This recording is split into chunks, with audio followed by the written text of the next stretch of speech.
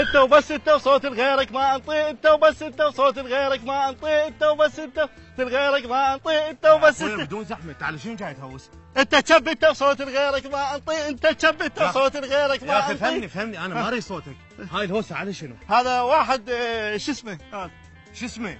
والله ما ادري نسيت اسمه. يعني ما تعرف اسمه جاي تهوس ليه؟ يا معود انا اعرفه اصلا، انتخبته 3 مرات وراح انتخبه المره الرابعه. يعني بعد راح تنتخبه؟ اسكت يا اخوي اسكت، غير هو زعلان علي. ليش؟ انا اقول لك انتخبته باول دوره، اول دوره اجى قال لي بابا ليش هيك طيتي صوتك يقطع؟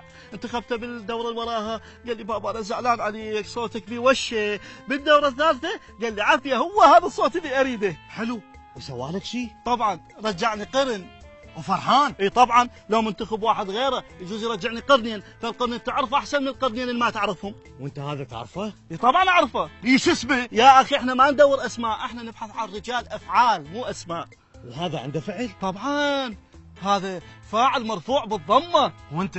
فعل مكسور بالحسره. يا اخي ما سامع بهيج فعل بقواعد اللغه العربيه. لا حبيبي، هاي قواعد اللغه الانتخابيه، هاي قواعد تعتمد على المصالح الشخصيه، فكل من يركض على مصلحته. يعني اذا كل من يركض على مصلحته، انت ليش ما تركض على مصلحتك؟ ليش مسلم امرك الواحد ضحك عليك 3 دورات انتخابيه لا وتريد تنتخبه مره رابعه؟ خلي افهمك، انت مبين عليك غبي.